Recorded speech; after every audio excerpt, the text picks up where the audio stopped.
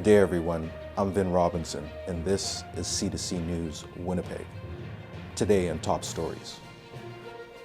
Community gardens. Nourish yourself the old-fashioned way. Rising food costs. How our economy has changed over the years. A bus shelter is not a home. Where's the leadership in Manitoba and Winnipeg? Turtle Island Food Bank doing their part to help the community.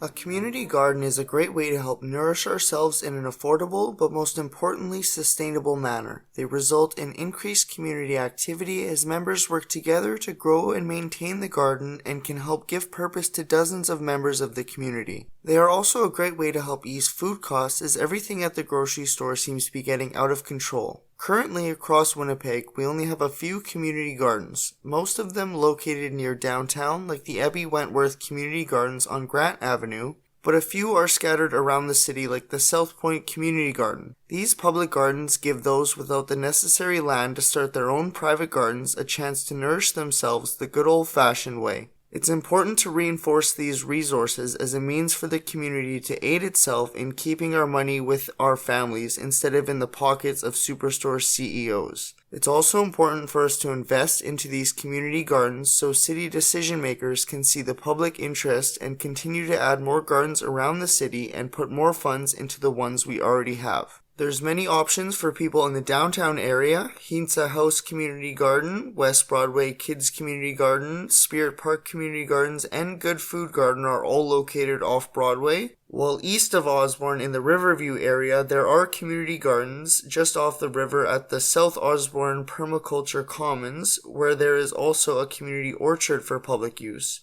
While there are multiple options for the intercity community, most other areas of the city lack one entirely. The St. James Horticulture Society garden plots are the only community garden on the entire western side of the city. The Centennial Community Gardens on Elgin Avenue is the only one of its kind in the entire northern side of the city. And the aforementioned South Point Community Garden is located at the southernmost end of the city, and those are all the community gardens for a large city like Winnipeg. For some people without reliable transportation, getting to and from faraway gardens just isn't feasible. This is why it's important for us to promote these gardens and frequently use them so politicians can see their popularity and continue to expand their numbers to make them more accessible for a wider range of people across the city. It's easy to see the positive impact community gardens can have by looking at what the Winnipeg Airport Authority, or WAA, has done with theirs. On a 4,000 square foot plot of land across from the airport fire hall, WAA has teamed up with Manitoba Harvest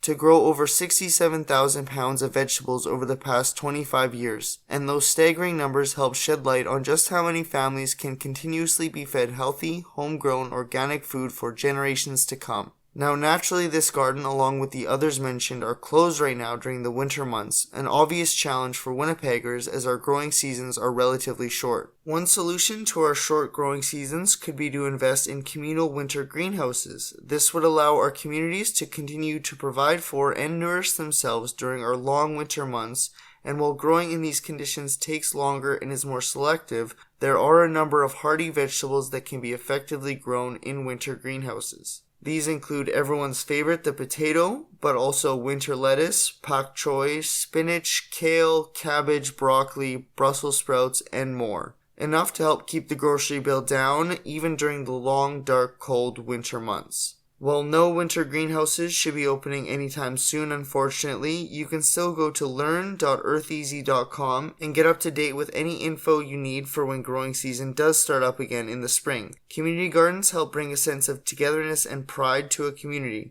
They give everyday people a chance to provide for themselves as nature intended, and in Winnipeg, we need to start evaluating what to do about this long season where we do not have the resources to accomplish this.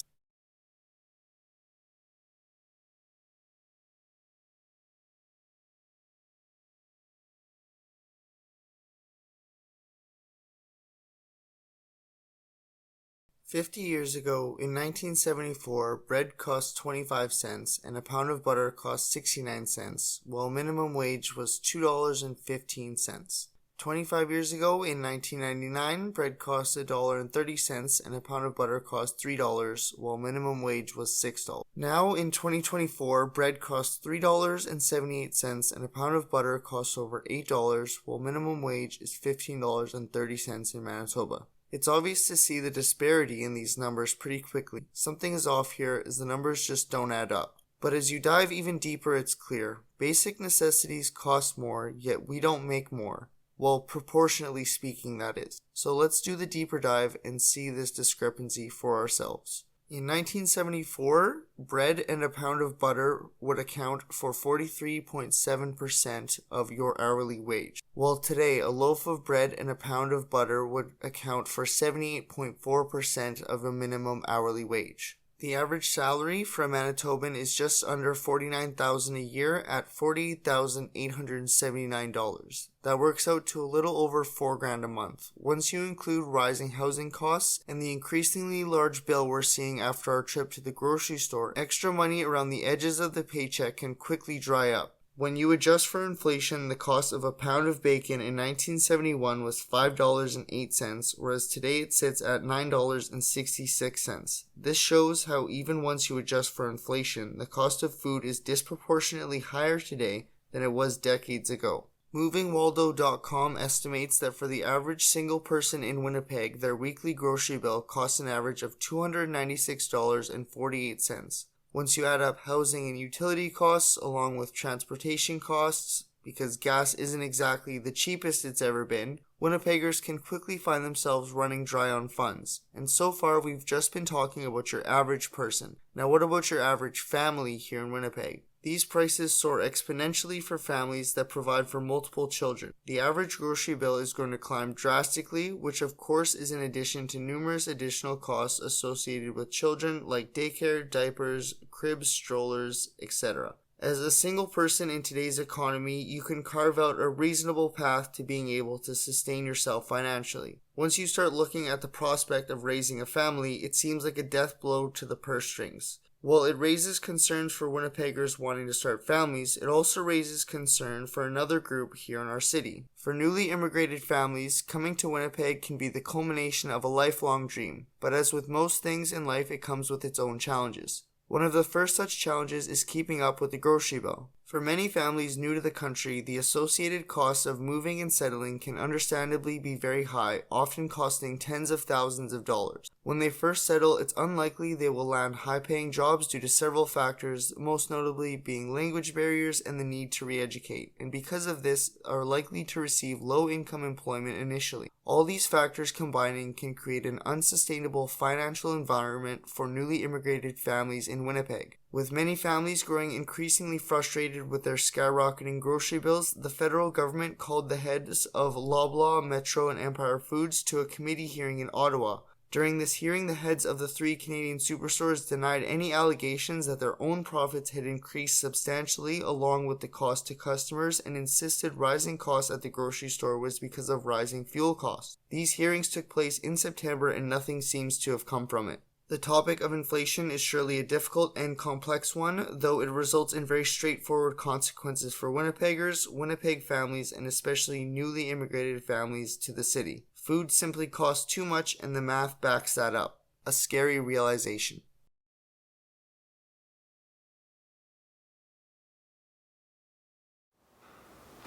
Hi, my name is Tiffany and I've been coordinator for the Turtle Island Food Bank for quite a few years now.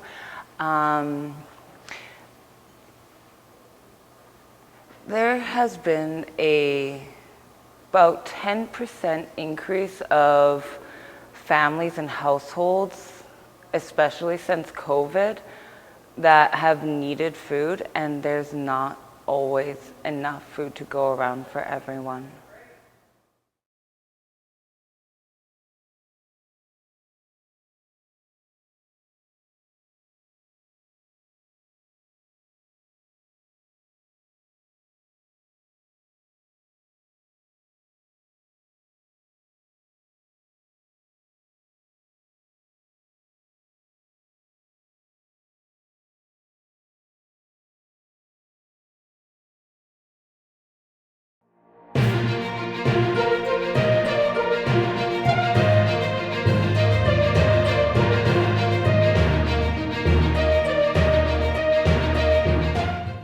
Welcome back from that commercial break. Today in Health is our Fit Tip. Today's Fit Tip is with Vic from Vic's Fitness. We're going to be discussing stress levels and how when your stress level is too high, it produces something called cortisol that could be detrimental to your health. Stick around with us on today's Fit Tip. We're going to use one of the treadmills here. Okay. This is the other, this is the elliptical glider here. Right. I was talking about anyone that has any concerns about impact, we can get a running motion on this machine with no impact. Right. And then the regular ellipticals are beside it with two different formats, and then two different styles of bikes. And then we have the two rowers over there. So plenty of cardio. Yeah, so plenty of cardiovascular. They can really tap into any one of these machines and get the heart rate up. But the one we're going to tackle today is the treadmill, correct? Yeah, it's the most versatile because we can walk on it in different speeds. We have a negative tilt as well as incline, Right. so it's great. Okay. Now, for today's purpose, Vic is going to be our model. Okay. So, well, I guess we'll hop up on the machine because you're most familiar with it, Vic. I mean, you know how to drive the car, right? Exactly. So let's do a quick walkthrough of what you would suggest to somebody. Not a full-out workout, you know. We just show the repetition of speed and what you're trying to accomplish with the heart rate. Now, I think we might also want to educate people to the clip, right? Okay. You want to hold on to that because you could hurt yourself. Well, if you don't have that. in the 27 years that I've been working with clients, I've yet to have anyone fall off or actually need to use this. It can be actually, it can complicate things in terms of when you're walking, your hand can catch on it. If we feel we need it later, we can use it. But Right. I work so closely and help people that it's super safe. Okay, so let's talk a little bit about the benefit of the heart rate. So, Okay. What we want to do, first of all, is grab the heart rate monitor, and then when you get the little red heart flashing, that means it wants to pick up a signal. so it might get you on a 2-minute jog in the park before so what it's doing is it's measuring my heart rate right now. I see. 66 beats per minute Okay. while I'm walking like this. Okay. Okay. So what we want to do is we want to have 2 degrees incline, Yeah. which just is a little bit more than walking on a flat surface. And then we build the speed up slowly where the speed feels like it's a reasonable challenge walking, Okay. but not too hard. Now, even at that incline, are you feeling a bit in your glutes? Are you feeling a bit in your quads? I feel it, yeah, that's actually a good point. So quads, yeah, hamstrings, glute area. Okay. And so the key here is to walk a couple minutes and to see where your heart rate goes. Now, a quick question for you too. These big things today is about steps. How many steps you get in a day, and trying to get all these steps in. Yeah. What is the benefit to all of these steps? I mean, the end goal as you get a little bit older, does this help with maybe reducing your chances of dementia? Does it?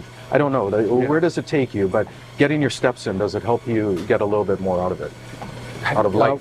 Being aware of your steps helps you to be aware of your activity or lack thereof, and helping you to easily encourage you to get a little bit more active. Okay. Now, speaking of the importance of watching your steps, knowing what to use your heart rate as a tool goes way beyond and allows you to get way more cardiovascular health and calorie burning and oxygenation benefits and offsetting Alzheimer's and dementia than just doing steps. Right. And here's why. When you do a segment of, say, 2 minutes, pushing it a little bit harder and getting your heart rate up, I'm going to say to maybe 130.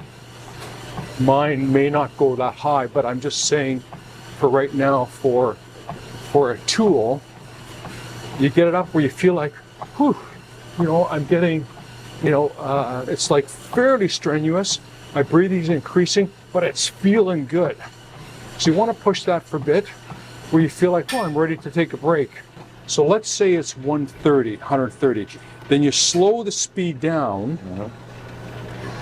to say around A walking speed. Yeah, so super slow, say 1.8, and then we let the heart rate come down until you feel like you're recovered. Okay. So what that does is increases oxygenation, cardiovascular performance, increases metabolism to feel like we've done a strong set, and then we let the heart rate come down. But as we do that, the metabolism stays high. That's different than just sustained walking or just what the treadmill shows for burning calories, because the metabolism is boosted, but you're getting those breaks in between. The other thing that does, getting those breaks in between, is it burns the stress hormone called cortisol, and that's important.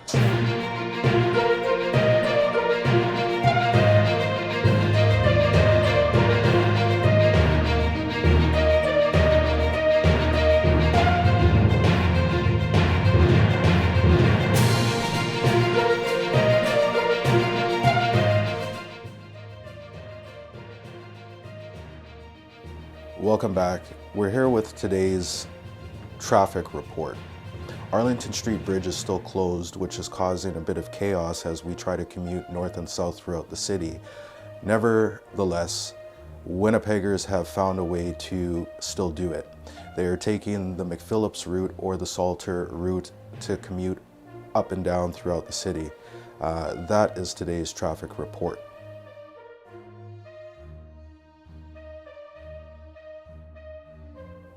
In today's traffic report, it's important to remember when you're getting into your vehicle with sub-below temperatures to let your vehicle warm up.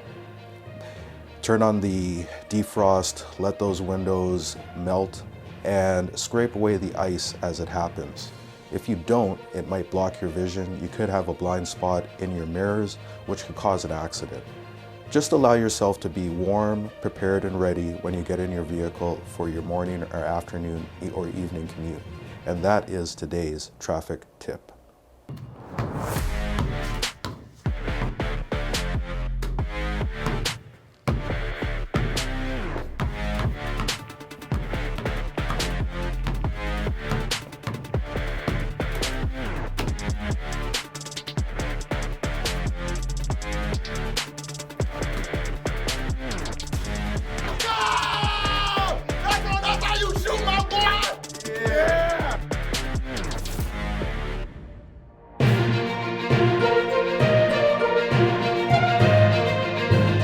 Welcome back from that commercial break. Today we're here with sports. Now, we're hosting basketball with our Midwest event showcase that took place in November.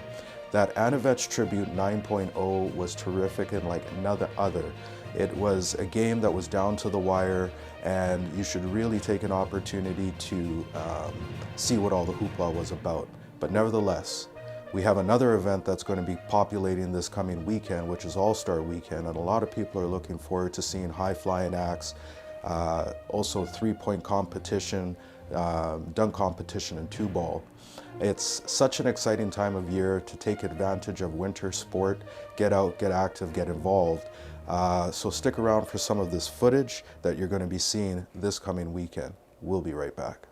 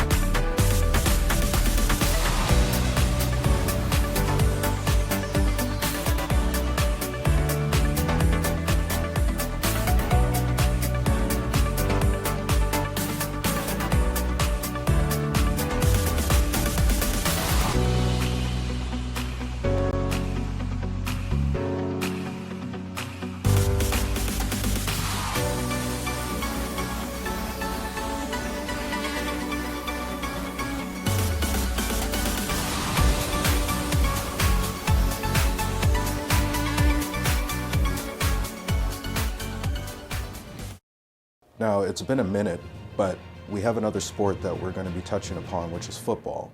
It's that time of year where all the athletes that have been putting it on the line for the season, especially in the junior category, are getting ready for that final.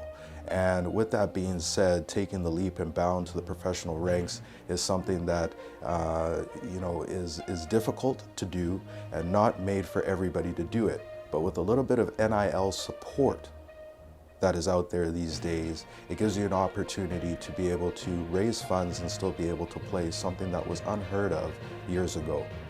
Now, a sport that is definitely making its mark here in Canada is not just football, but once again, 4-down football. And that sport is different from the snap. We need to get into a situation where we're training our athletes for the best possible opportunity to be able to go down south and play in the big dance, which is essentially the NFL. But if they stay at home and choose to play in our great Canadian game of the CFL, then they will be trained in order to do that. We just don't want our athletes in Canada to be at a disadvantage when they're going down south and being able to compete. We want them to be able to be in a scenario where they can flourish. So by training them both ways from infancy stage, it will give them the opportunity to be able to select and grow and have an exit strategy. So 4-down football is making its mark in Canada, and there'll be more to follow as we follow this story. We'll be right back.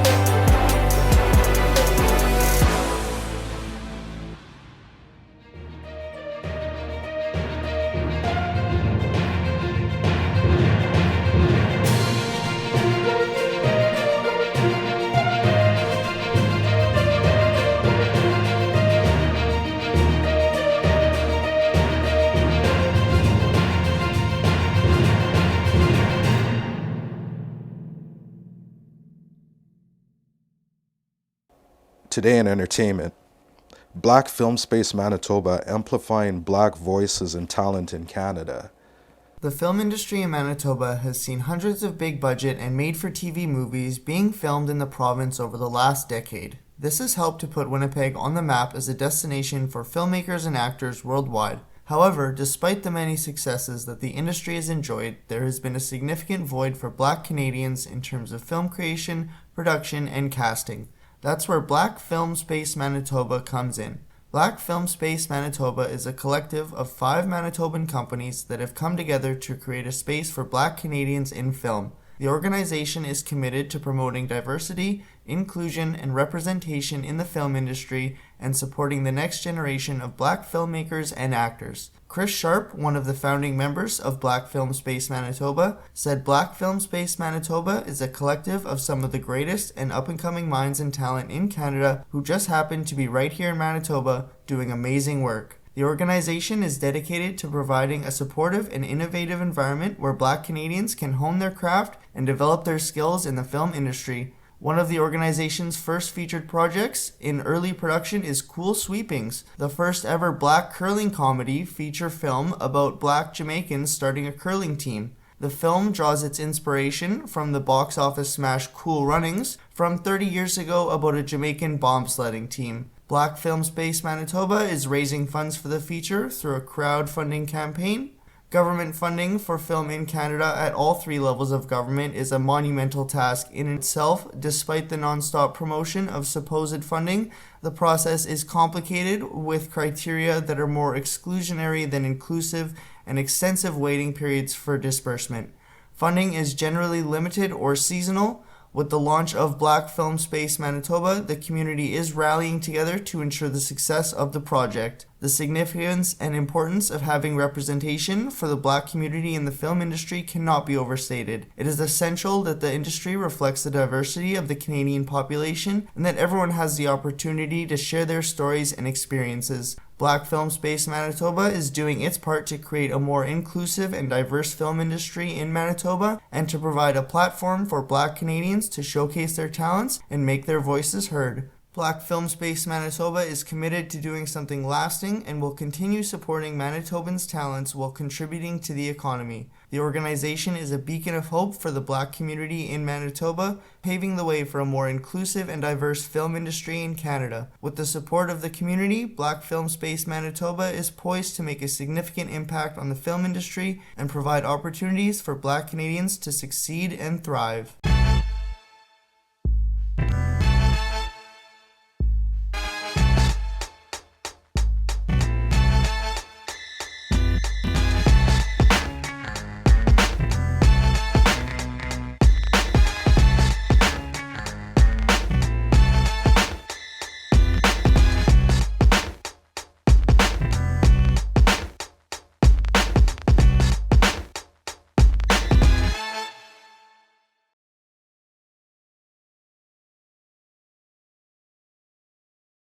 In world news, we leave you with this. I'm Vin Robinson, signing off from C2C News.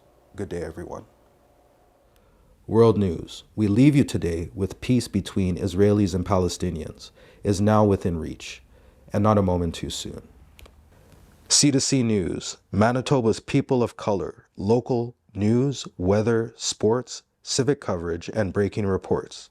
C2C SN will cover local news, weather, forecasts, traffic updates, health reports, notice of events, and items of interest in the community from the BIPOC perspective.